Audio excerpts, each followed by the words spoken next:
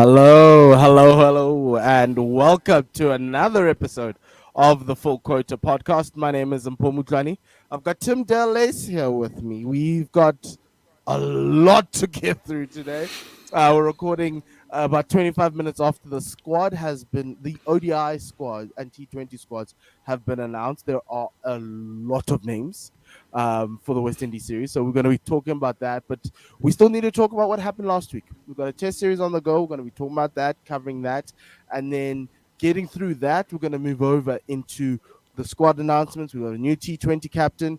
We have a new T20 side. There's two teams. There's core players. There's non-core players. It's wild. And seems like it's clean slates in South Africa. It's a new era, new dawn. People getting new chances. It's fun. But before I continue, remember you can advertise on our podcast. Please email me at import1wsr, and we'll have you. The podcast goes around the world. We've got, I think it was 2 weeks ago. I think the MASH podcast, the West Indies preview podcast, about 1,000 views on YouTube, and we've got quite a lot. But if you want to find out more about that, please talk to me. Before we do anything else, Tim, how are you doing? Doing good, mate. I'm excited. I think it's the squad announcements that have got me excited. If I'm honest, Sure. we are in the middle of a test series, but the squad announcements, which we will get into at the back end of the show, and into big detail. But I'm excited. South African cricket is moving, and it is moving in the right direction. It's moving, and I think it's moving in the right direction. So I'm good. Well, I'm going to dampen it a little bit because there's a lot of people who are questioning this new dawn, new era, because they saw a certain centre and which is, walk out onto the field and they were like, why is Ryan Rickleton not playing? But that's why we're here. So let's move to the first topic, the first test review. South Africa won that game by 87 runs.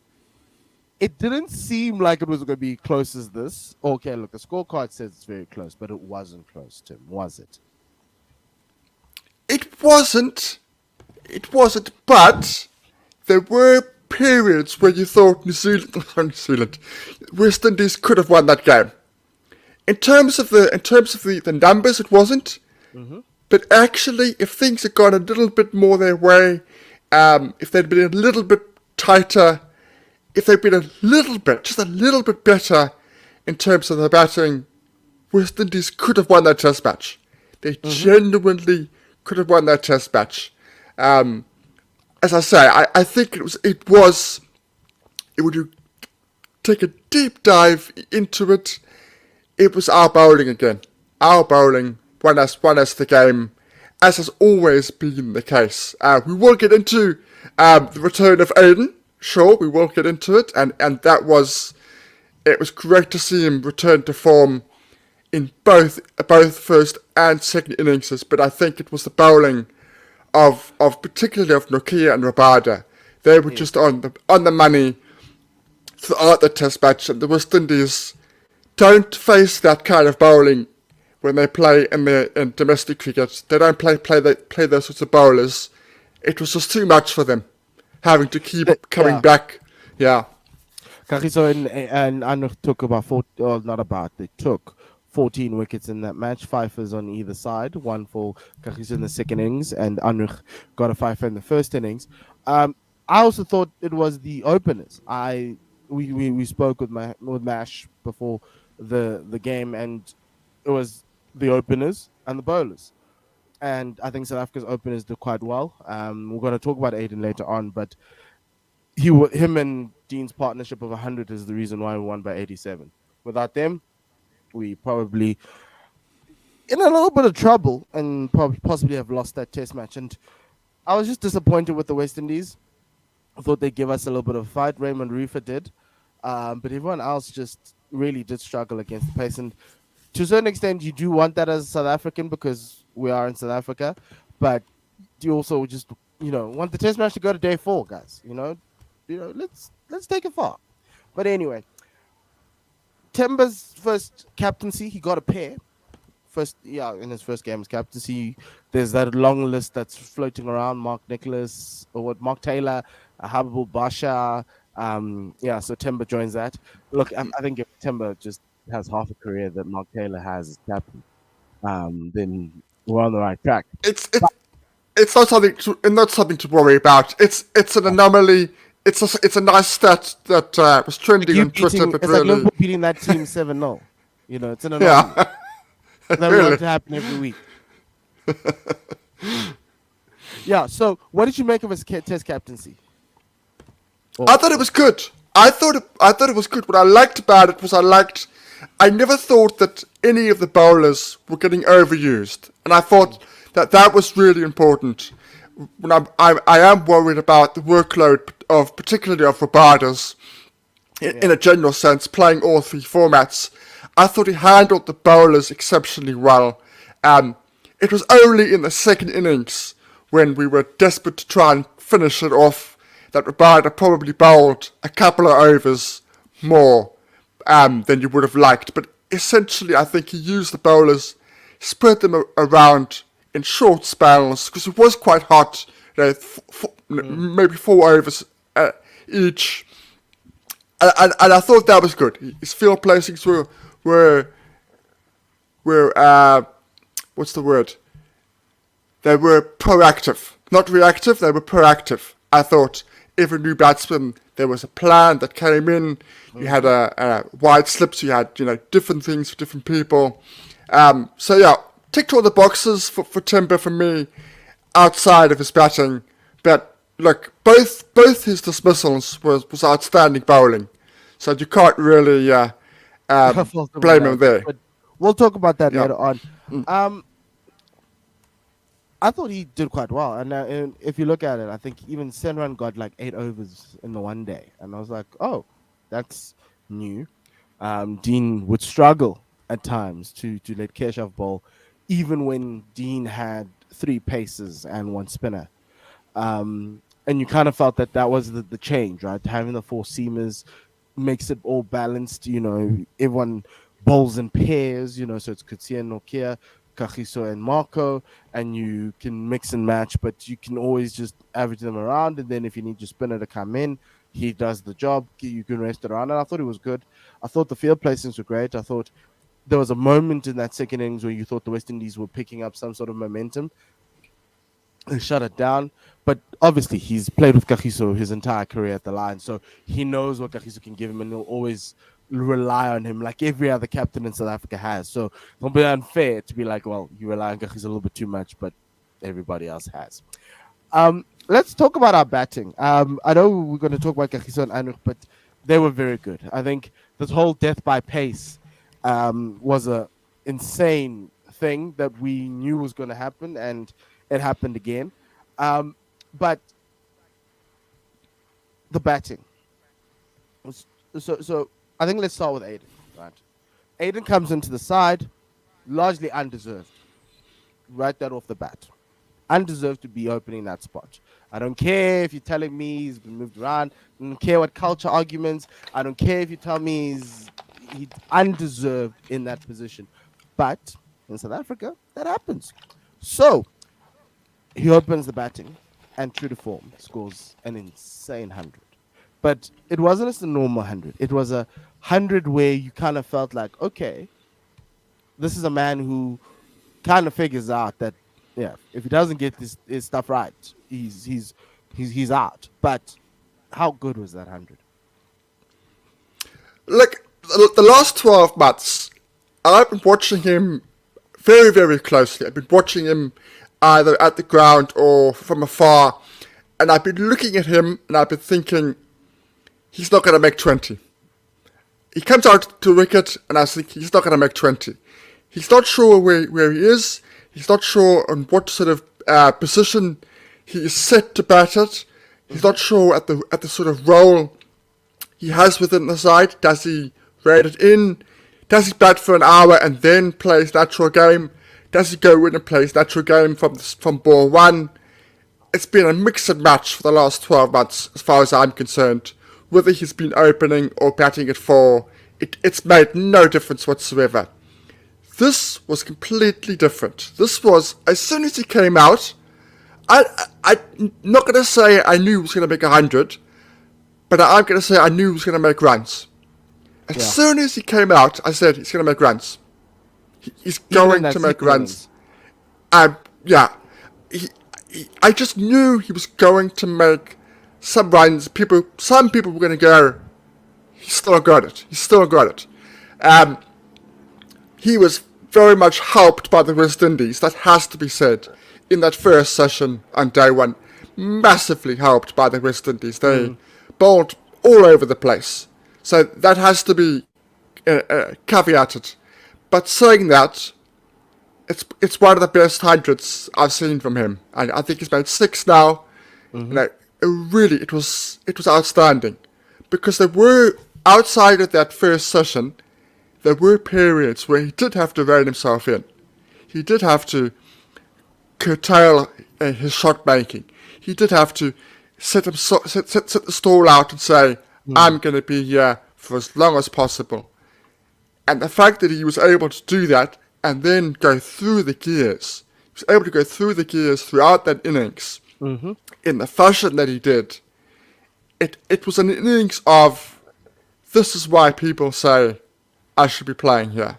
This is why people have been supporting me. This is why I've been so highly thought of, because I have the talent, and I'm now in this innings alone. I am showing you all of that. I'm showing you all that I have within that innings. In the same way that you can't ask him to do more from the SA20, you couldn't have asked him to do more in terms of the match situation in both the innings. The 47 in the second innings doesn't get talked up enough because it was absolutely vital in the context of the situation when everybody else was failing and we barely made 100 and he made half the runs at the second innings virtually. So it was an excellent innings. So the way I looked at our batting, right, it was attacker with a defensive player all the way down the batting lineup, right? Tizorzi at 3, Timber at 4. Timber's your defensive player. You've got KP at 5. You've got Hannah Clausen, who's the more attacking player out of that 2. And you kind of saw that throughout. But Aiden looked like he took that mandate and he ran with it. Batted like a player who had a clarity of mind. My only question is, are we going to see more of it? Because this guy tends to dominate very poor bowling. When it's a little bit high class, he struggles. But we only got 2 test matches this year, so I'm not going to worry about it. He's scored 100. He's kept himself in the team, even though undeservedly so. He's done well. He's taken the most of his opportunities, and that's a life lesson, right? You need to take most of it, make the most of your opportunities, no matter how many times they give it to you. Because you never know when they'll stop. So really enjoyed that from him. I think he was the game changer in that team, in that game. He easily could have been, was man of the match at the end, but the bowlers did really an incredible job to win that game. But he was, from a batting perspective, it was like him, and there was a massive gap between everybody else, all the other 21 batters in that game. He was just a step above everybody else. It's like, obviously, it was Centurion. He was playing at home. He wanted to make a point, and he did. And kudos to him. Next thing to talk about is the rest of the batting order. Many people thought that Ryan Rickleton should have been in there. They thought Shukri should have played a 7th batter in Rickleton instead of Mutusami. Where do you sit with that? Because like a lot of people, even over the weekend, they're like, no, they're asking for clarity from CSA as to why people make decisions. But I thought Shukri told them in the presser, or we relayed what he said, right? He needed an all-round option at 7. It's not a full 7 batters. Your 7th batter needs to do something, And so the question is, where does Ryan fit into this batting lineup? And everyone's like, KP. He hasn't scored many runs. He's the next one to go. Yes, this is a tough one. You can make a logical debate on what Shukri said, as you rightly point out, that any of the all-rounders that were in the squad could have played that 7th spot. So it's not like he was being disingenuous. He said that's what he would have liked. An out-and-out seventh batter was an option, but he did say that the reason why there's all-rounders are there, that is true. We are Full Quarter Podcast. We are very much Team Muthusami. I'm going to put that out there, but I do think it was wrong not to put Ryan in this 11. But what I if you do needed a think spinner? Is I Petty don't Pickford gonna think bowl? I don't think you needed a spinner, particularly in the first test. And if you really did, you had Aiden. Aiden bowls plenty in the other formats. There's nothing stopping him bowling half a dozen overs in the test setup, holding up an end. He's perfectly capable of holding up an end, giving the pace bowlers a rest. For me, it's all about communication. Yeah, I want to know what the sort of communication is between him and CSA. That's what's important. Yeah, but for me, he has to be in that 11 at the moment. Okay. If I'm picking an 11, pretty much anywhere, Ryan is in there. It does become a little bit tricky when you want that seventh personnel to do something else other than bat, because I'm not batting Ryan at 7. That's I'm batting him at 5. I'm not batting him at 7. So then you would have to rejig the batting order for a start Yeah. if you are going to go that way. But for me, we will go into the second test match and what we would do. If I'm picking my 11 for the second test match, Ryan is coming in. That there's you can't say to a guy, go and score those runs. He goes and scores those runs and more. Oh, but sorry, there's no place for you. You just can't. You can't. Not when the top 6 are doing so poorly. You can't. You just can't do Look, that. I think for me, the numbers have gone out the window. When Coach Shukri came into this, to me it looked like numbers went out the window. They were a nice to have, but largely it was based on him making that decision. So he decided that no, he wants Sen to play, regardless of whether Sen's numbers aren't that great. Right? I love Sen, but I'd rather have Ryan. In that spot. But I understand why he wanted Sen. He wanted in case somehow West Indies, are 300 for 2 and you need a spinner to bowl an entire day. Pretty Privilege is not going to do that. He's not going to bowl you 20, 25 overs in a day when he's going to open the batting. There's no way he's going to do that. So yeah, I understood that. I just thought it was really unlucky. I thought Tony wasn't going to play. Um, but anyway, let's talk about the rest of the batting, right? Obviously, it wasn't great, both innings. Is it like a first test jitters for some of the debutants? Guys like KP who haven't been in the side for a while. Obviously, Timber got the pair. The other thing was West Indies bowled poorly in that first session. But then in that second session onwards, they were just on the money for the rest of the game. So what do we make of those batting woes? Is it the same old, or is it there is something there that needs to be fixed, but do we need to give it time? The technical faults are still there for me. Okay. The lack of foot movement, the lack of getting in line with the ball, the lack of playing inside of the ball. So you're getting those balls for Kimar Roach. Kimar Roach is not swinging it massively. He's swinging it. His movement is very, very slight. If you're getting inside that ball, you're missing it. And you're missing it and missing it and missing it and missing it. And then he has to overcompensate by bowling on your pads, and then he goes for 4. At the moment, you're not missing it. We're nicking off everything. Everything on that 4th stump channel, we're nicking off. Because our feet are not in the right place. Our head is not in the right place. Yes. We're not forward. We're not back. We're somewhere in between. We don't actually know where our off stump is. To a large extent, a lot of them don't know where their off stump is.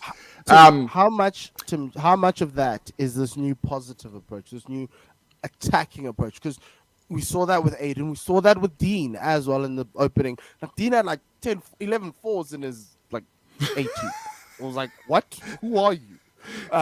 Bring back the old Dinalga, who is nuggety and great. Is it part of the plan? Is it similar to baseball? Waste balls, you're gone type of vibe? There is an element of the positive approach, uh, exposing you to particularly being caught in behind the wicket. There is that element that is now a part of it, and it is making the batter's difficult job a little bit more difficult, not easier. Um, but I do think long term it is the right approach to go. What I would say, I have been, what's the word? I've been cool on Tony in Test cricket. I've Okay. seen the talent. I have been cool. I've said he shouldn't open. I've said I'm a little bit apprehensive about being in here. He answered. He he he shut me up in that first innings. Okay, it was only 28, but it was a 28 of I belong here. That's what it said Mm. to me. That 28 said I can hack it in Test cricket. That's sometimes you get a player. He doesn't need to score 100. He just Yes, the needs eye test. bat there for an hour, a little bit, and you But can see something. I on saw the other something in side of there. that argument, the other side of argument is Aiden Markham, right? Aiden's eye test is off the charts. Like it's better than Jacques Callis off the charts eye test. But we've given him chance after chance. It's been 6 years, and man, I don't think he's got 4,000 test runs already. I don't think he has. I don't know how many innings he No, has, but no, it it isn't. hasn't. I don't He even think he's hasn't. at 3,000. It's got about 2,200 something like that. It's About over 2,000K, 2,000. yeah. Yeah. And that's my worry about picking based on the eye test is that a guy like Kyle Verena, eye test horrible.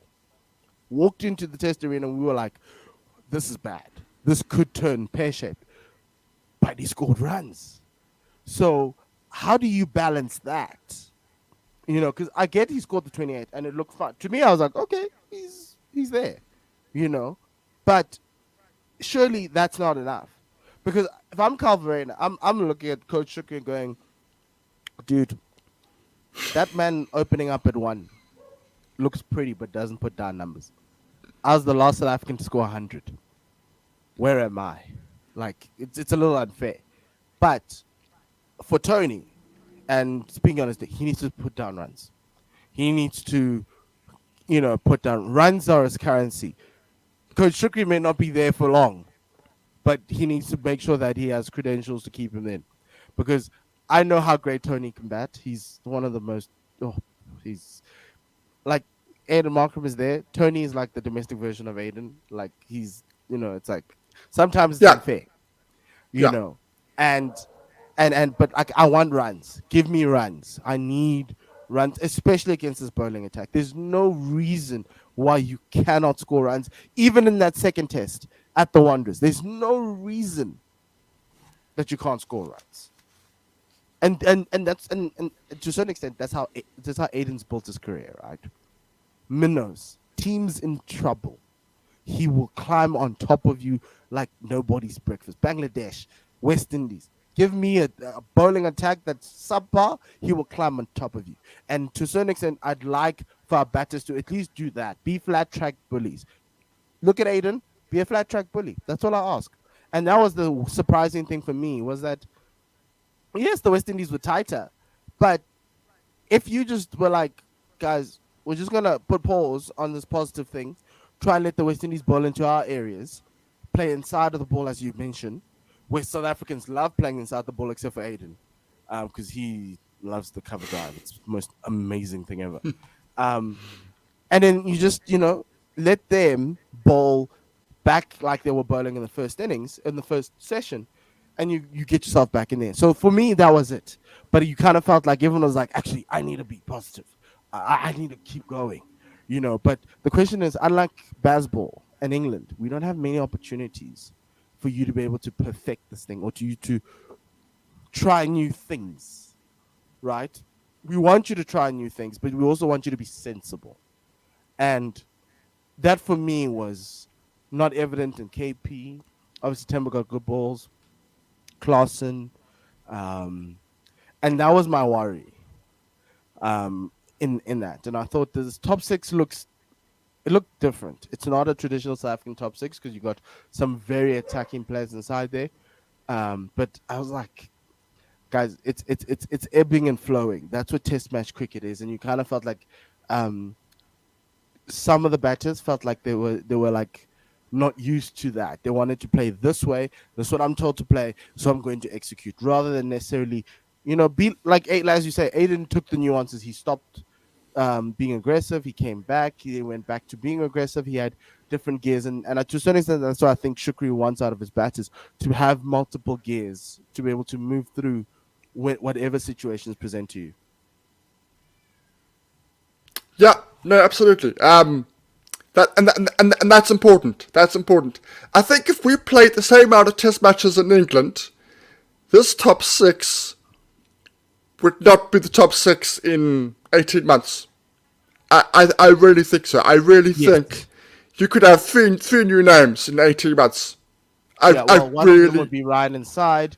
You'd probably have a new opener because you'd be moving yes, off of Dean, and KP would be the one on the yeah, hot seat. And Tony, if he didn't score any runs, he'd be also exactly, out. exactly. Okay.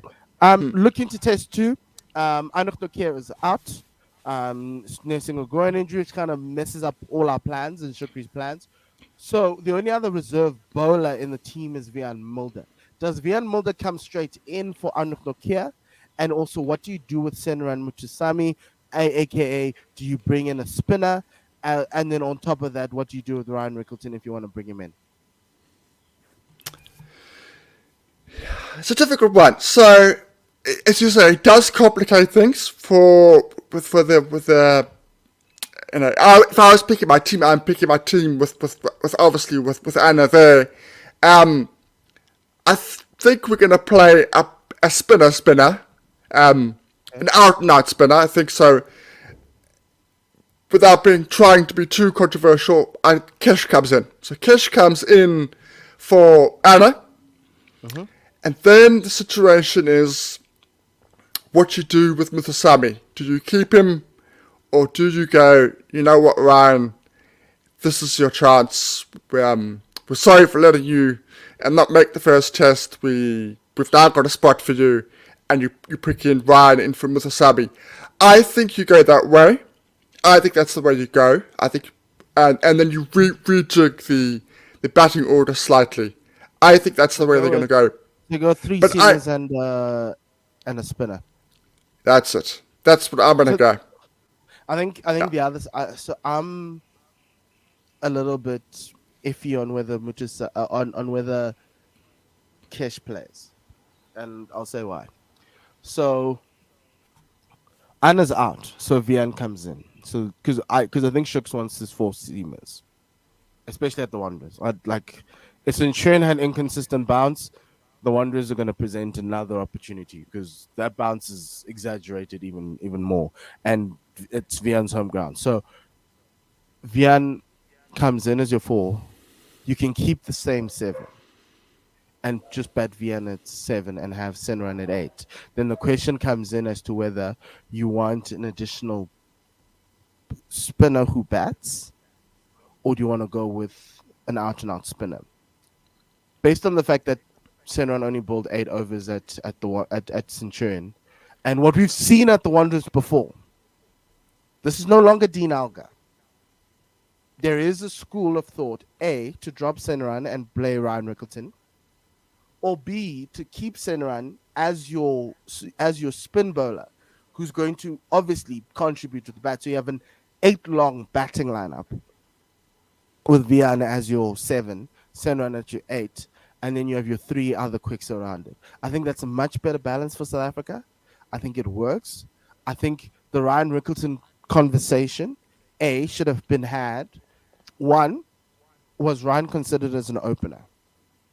That's my number one thing.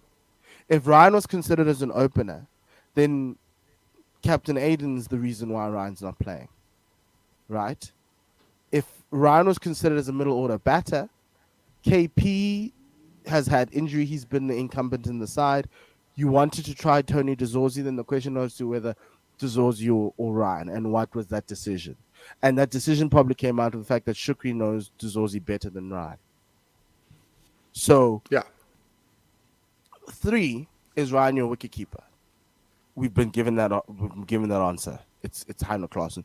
So to me, forcing Ryan into the side because of Senaran doesn't make sense. It's a different role for him. It's a completely different role. So I'm going in with keeping Senaran, bringing Vian in for Arnold. So you got your 4 quicks and one who's giving you some nice little variety. Maybe Yes. I'd even want to open the bowling with Vian to be like, hey, let's see what you can do. Let's see if the ball can do something tomorrow with the extra bounce or Wednesday. Carmels. Exactly. I don't know. Like, why not? You know, um, but yeah. So yeah, I'm thinking. Looking I, this morning, I I'm like the like, I like the balance for the bowlers. I'm just for this test match it might actually work. It might work, but long term, no. my Long only term, we need concern to would we need to be yes, my careful. answer is how many runs are you gonna get from 7 and 8? That's my only concern. But if you But you have could get quite a Mulder, lot. if you The got way that Mulder the with way this, Centurion went, yeah, yeah, Mulder could have Mulder been with the great in Sammy and Janssen, crikey, that would be quite something. 7 and Because 9. the potential there is 3 all-rounders Yes, 3 essentially. like West At Indies. that, the ceiling there is huge. It's But huge. here's the If thing: that came why take off, a spinner if you're not going to bowl him? You're not going to bowl Mutusami if you bowl first at the Wanderers. There's or Keshav or Simon. So it's either bring him in, take Mutusami out and bring in a batter, or hedge your bets and say we might need a spinner. So let's bring in Senran because he bats better than Keshav, and close the door there, and then have a 7 of Vian, an 8 of Mutusami, and a 9 of Mark Jansen. You cannot not score more than 400 or less than 400 with that batting lineup. Okay, let's say 350 because you know how these guys are. They're very temperamental, this batting lineup. 350, yes. Yeah, like that wins you the game at the Wanderers Yeah, yeah, with your 3 quicks. Because I thought Gerald bowled really well. yeah. No, I wasn't surprised.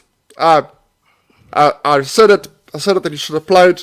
Um, and he just adds something different. He adds something different to the bowling lineup. We're always on about adding something different. Well, that's exactly what Yeah, he did. he did, and he's another 150 merchant. So you don't lose much with Anrich out because you've got Kagiso, you've got Marco, and so yeah, it's going to be fun. It's going to be interesting to see. Here's the other thing: if they think it's going to turn, then you'll go for you. But then the question is, Sen can do the job on a turning Wanderers wicket. We watched Bjorn Fortuyn do that in the 4-day series. Sen can do the job. Like, I know it's like there's levels to this bowling thing, but will we ever need our spinner as the Proteas to win us a game on the high felt? Your answer is no. So I'm not playing No, with just, Maharaj Mirage. and Yeah. Harmer, unfortunately. If it was Durban, hell yeah. If it was PE, both of them are play. But not now. Not now. Okay, Tim. Test 2, win the toss. What do you do? Bet. Oh. You bet. You Okay. bet. You trust the boys. You've told them you trust the boys. Forget Yeah. the second innings. Second innings is an anomaly. Second Yeah. innings is an anomaly. As bad as it was an anomaly. If you don't do that, you are perpetuating the fact that we've got a poor top 6 and they can't bat. And this is West Indies. No, if it were Australia or India, I might think differently. I might want to put pressure on them. I'm thinking, and I also wonder is also early on, hard pitch, nice the ball comes on nicely. You won't get that inconsistent bounce until later on the test match. Get your 500, you can't lose. You might not win the game but you can't lose. Yeah. Look, it'll be interesting if Ricks plays because that's like Ricks's fortress. The man scores runs at the Wanderers. But yeah, It's. I think that's where they've made an error. But it was your top six. They needed to find a way for a place for Ryan in the top six, rather Yeah. than. I was okay if Tony was going to bench. I was okay with that, Yeah. but Shook's picks on character, and He's yeah. big on that. He's big on that, certainly. So yeah, cool. Let's move on to the bigger news. We made people wait 35 minutes for this. Okay, all you Aiden Markham fans, supporters of Aiden Markham, finally, the rumors were there. You know, finally, he's been made T20 captain. That's the main thing you take out of that press release. He's been made T20 captain. But we're not only playing the West Indies in T20s and ODIs, we're playing in T20s, we're playing them in ODIs. So let's talk about the ODI squads. I'm going to put them up. I'm going to put up. So I'm going to put up the T20 squad first, and then we're going to do the ODI squad because there's so many other things happening Yeah. there. Yes, So yes. T20 squad, we've got Rassie van der Dussen dropped. You've got Timber dropped. But largely the same team with Bjorn Fortuin finally getting his call up. Yeah. And Sisanda coming into the squad. I like the squad. It's just we might That's have another situation where Reza Hendricks doesn't play. Yeah. For me, it's the Bjorn Fortuin. That everything else is fine, but the Bjorn Fortuin getting back into the squad, I just hope he plays. I want him to play. I don't want him to be the part of the squad. I want him to actually play. I don't care who for, but he's been doing it now for he's been doing it all last season and all this season, particularly in this format. He needs to now get an actual run in this But format. if you look at this, and I'm going to read the squad, it's Eden Markram, captain, Quinton de Kock, Bjorn Fortuin, Reza Hendricks, Marco Janssen, Heino Clausen, Sisanda Magala, David Miller, Lungingiti, Anuch Nokia, Wayne Parnell, Kagiso Rabada, Riley Rousseau, Tabrei Shamsi, Tristan Stubbs. Means Keshav Maharaj is also out. So that means if you play the two spinner role that we've always played for the past couple of years, it's Bjorn and Shamsi, which I'm such a fan of. And then Bjorn gives you something with the bat as well. So he's actually more of a T27, you know. Yes, yes. I hope that the Maharaj experiment in this format has been put to bed. I hope that. I love him to bits, but this was not his forte. So we open Yeah. with Reza and Quinton, Riley's at 3, Aiden at 4, Heino Clausen at 5 with David Miller at 6. They can interchange. Same old, same old. And then you go 7 probably with either Wayne and then Bjorn at 8. And then you can go like Sisanda Tabrez and Lungi, I think, Anrich Yeah, in this Yeah. format. Okay. That's yeah, perfect. okay. Rob Walters, I'll give you a tick. A passing Yeah. mark. 9 out of 10. 9 out of 10. So now the West Indies squad is interesting because we're resting a few players, right? The ODI squad, right? Kagiso and Anrich are going to be rested for this ODI series. So the squad is different because they're also resting some core players. So I'm going to put up the squad for the first 2 ODIs, and then we're going to talk about the additions that are going to be coming in. So squad for the first 2 ODIs: Temba Bavuma, Gerald Kutsia, Quinton de Kock, Tony de Zorzi, Bjorn Fortuin, Reza Hendricks, Isana Magala, Keshav Maharaj, Vian Mulder, Lungingiti, Ryan Rickleton, Andile Petluguayo comes back in, Tristan Stubbs, Lazard Williams, Rassie van Dudussen. Whew. Okay, Tim. I see Andile, and I'm a little shocked. I see Gerald, and interesting to see how he's going to do in ODIs. And I see Tony in, and I see Ryan in. So there's a couple of good things. Tony coming in, Ryan is coming in, that's good. Gerald coming in, Bjorn coming in, that's good. And Dila's a question for me. He hasn't performed in this format unless if he's going to be a bowler. I was just going to say, this is probably his best format as a bowler. If he's going to bowl your 10 overs. If he's not going to bowl your 10 overs and you're going to bat him at 6, then you've got a problem, I think. Yeah. He needs to bat 8 or lower. Yeah. Yeah. And I love his middle overs bowling. I really do. I think he's one of the best we have in the country in the middle overs. So, yeah. Happy Lazard also gets a call up here. I think many people forget about Lazard Williams in the ODI side. I think he's a really great one-day bowler. So I'm okay with this. I'll give this a 7 out of 10. Largely because I'm not sure what role Andile is going to play, and also it looks as though Ryan Rickleton will start for this team, Yeah. Yes. and I would possibly say. be a wicket Yeah. keeper depending on whether Quinton wants to let go of the gloves or not. So that's an Yeah. interesting one. Hannah Clausen's not there, but here's the thing: the core players that are coming back into the side after the one we've named for the third ODI are Hannah Clausen, Aiden Markram, Keshav was there already. I'm just going to check. Yes, he was. No, Keshav was there. So it's Aiden Markram, Hannah Clausen, David Miller. He comes in into the side, and Reza Hendricks. But was Reza already there? He was not. He was. He was. So it's just the three. It's Aiden, it's David, and it's Hannah Clausen that come in for the final side. When you look at this larger squad from an ODI perspective, what do you think going to the World Cup?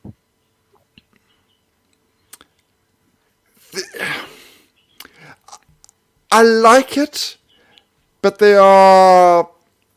I don't know, what's the word? There's a few question marks there. So I'm not entirely sure about Keshav. You know, Yeah. in this format, whatever we need, unless his role is different. If his role is to hold up an end and just to keep things tight, I don't think he should be here. If we are going to play this positive approach, and Rob's going to tell him, you are going to be our wicket taker, and Aiden's going to be the guy who's just going to bowl 3 or 4 just to hold up an end, then that's fine. If you're gonna go that way, I do think we could have gone differently in terms of the spinning department. I think there are other spinners Tabrez is who are. missing. Yeah, I think Tabrez is missing. I think you could have gone with George. The fact that George still can't make any of these squads. Any of these sides. I know I'm in Cape Town. I am fully aware of that. But the fact that he is not anywhere near these squads does send alarm bells to me. It does I do wonder actually if this is the end. This is supposed to be. This is supposed to be a new fresh start. I wonder if it's the end for him. And to a certain extent, that's what these squads have been. The Test squad, the Aiden's gotten a fresh start in the Test side. He's getting a fresh start in the ODI side.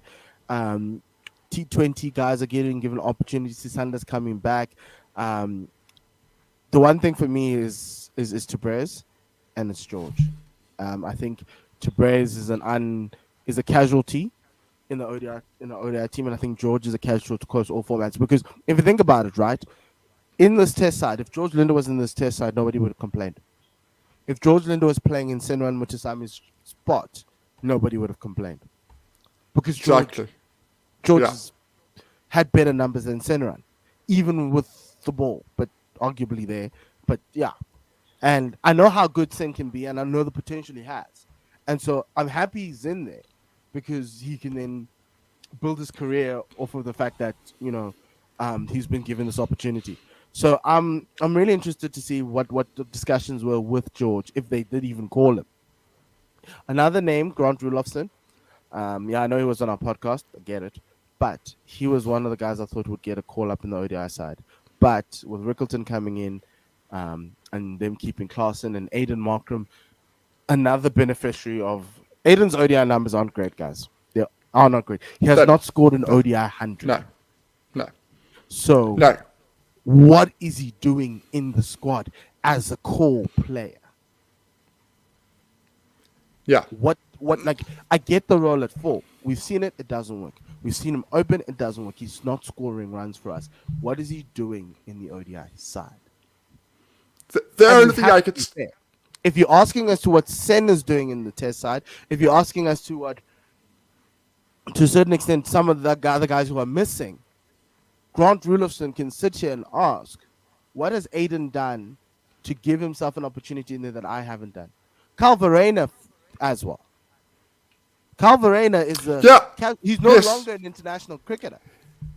Carl Verreynne, just for everyone who wants to know, Carl Verreynne in this format, in the 50-over format, averaged 41. Yes. He averages 41. So just let that Remember, we were settle. asking for Cal Verena just over a year ago, and Mark Barch was like, "No, he's a wicketkeeper. He's a wicketkeeper. He's a wicketkeeper." Well, Cal Verena is no longer anywhere near these sides, and I don't even think he's going to make it to the World Cup if this is what the side looks like going to the World Cup. But there's a lot of chances people can, you know, make errors and cause problems and fall out of form. But if I'm Kyle, if I'm George, if I'm Grant maybe not so much. And if I'm to braze in this ODI side, especially because we're going to India, what Yeah. what is it? Like what's going on? Like what's the decision? Like what's happening? Um yeah. I'm not like the ODI side actually. Just yeah. Lots of questions. But Rob Walters will explain. He had his press conference. We'll talk about that probably next week or when we do the preview. But Tim, any final thoughts? I'm just going to touch on the T20 squad just briefly because as much as I give it a 9 out of 10, it is leaving out Jonathan Ferreira and Devon Brevis. I'm not necessarily saying that they should be there, but I'm saying that they've done a fair bit already, particularly Brevis. Brevis has done the IPL. You know, I'm not gonna fight you there. I'm gonna fight you there. look, No. I know you're not. What it does say to me is you guys, you didn't do enough in SA20. You came back home, you were picked, and you actually, against quality opposition, you guys didn't do it for me. That's that for me. If I'm Jonathan Ferreira or Devon Brevis or even Evan Jones, I'm thinking, bugger, bugger it. I need to do better. I Well, they need do. really need, and they Because if you do, think about it, right? and they Wayne do. came up with the bat. Wayne all of a Yeah, sudden was like, "Oh, I can bat too." You know, that's who Evan Jones is competing against, right? yeah, If you look at Reza scored runs in this yeah, tournament. Devil did not, yeah, because if you guys are going to be telling me about potential, Reza's putting down numbers. You know, Donovan Ferreira. I think Donovan's a little hard done by because we saw what Tristan Stubbs did. Tristan Stubbs stole money at that SA20. He was picked on reputation, and outside of the final where he walked them home, he wasn't the Tristan Stubbs that we wanted to hit. So I'm worried about that spot, but yeah. I'm willing to give him a chance. But Donovan's the one out of those three who can say he's hard done by. The rest of them go back and work hard, and don't think Yes, IPL's gonna get you there. yeah. I was stirring the pot a little bit. I will No, see that's fine. that. But that's I what we was, want. I was just simply saying, people are going to be asking that, and actually, No, they don't have much right Reza because had the if we look best at 2022 of any batter in South African T20 internationals. He was better than Aiden. He was better than David. He was better than Tristan. And then all of a sudden, you're going to come and tell me that Devil must play. Devil must play. You've taken Timber out now. Now you're going to come and be like, no, Devil must play. Devil must play. Look, I tested. Come on. No. no, so yeah, no, that's all I really Donovan. what, But to me, Donovan Ferreira, if you're watching this, you have a case. You have a serious, serious case. Because yes, you went for 5 million. That guy went for 9 million, did nothing. You kept the Josie Super Kings alive. There's another guy I oh, want to talk about, Les Deploy, but he's told us he doesn't want to play for South Africa. So there's nothing I can I, do. I, I wasn't going to touch that one. Clean slates. I wasn't going to touch that one. I wanted to. I really wanted to touch that one, but I decided. Look, but it's clean But slates, right? We're calling yes, people now. You know, yes, Ryan was told he was injured. Now he's no longer injured. It's a miracle. You know, Aiden all of a sudden is batting like it's his first time playing international cricket because we've forgotten about the last 6 years. The last 6 years is just an anomaly. You know, so yeah, why not? Sisanda all of a sudden is fit enough to play for the Proteas. So it is clean slates. It's what it is. It's clean slates. We're forgiving people. You know, we're there's a Christian term called justification where they talk about people who were sinners before And now when they've accepted Jesus, then they now live a life where they're no longer sinners, and that it feels like it's that. It feels now like we are moving across. We've forgotten what people have done before, and we're just coming over into this new world where we forget about the past. You forget about what they've done in the past, and now it's about what you do from now on going forward. That is probably one of the most insane things I've ever seen in a sporting context, where effectively you can stand there and look at the numbers and say, actually, it's fine. Let's go forward. And I hope for Shukri and Rob that what happened to Aiden Markham and Centurion happens to all those guys that they're backing, because it's really nice to have a coach's backing as a sportsman. And I think that's what these teams will do. I don't know if we're going to score 300 consistently in ODIs. I don't know if we're going to be scoring 180 consistently in T20s, but best believe that team's going to be fighting for Rob and Shukri, because some selections there are mind boggling. And in the face of statistical evidence to go to the contrary, they're in there. And so, yeah, I really do hope this gamble pays off, because it's going to be horrible, especially we've got a World Cup in India. If that World Cup turns pear shaped, Rob's out of a job. It's possible. It's possible. Look, I said to you last week when Shukri said Ed is going to open. I said this is going to make or break him. Mm. And I think they've got a similar way with these selections. I think Rob has gone. He's picked guys, as you say, who are lucky. There are two or three guys that are very, very lucky to be playing here. So it's got a similar way. It's working for Shukri at the moment in that first test. We'll have to wait and see whether it works for Rob as well. Fingers crossed it does, because we do. We want them to succeed. It's not that we don't want them to succeed. We want them to succeed. We just rightly ask questions when they are legitimate questions to be asked on matters. That's why we're here. Yeah. And that's why people think I'm a hater. I'm not. I just think guys just getting a little bit too much love. But you guys did give us love. So please do subscribe, please do follow, please do share widely with your network of family and friends. Let's get this podcast growing. Outside of that, till next week when we do the ODI series preview, it's goodbye and le sale cacajizo.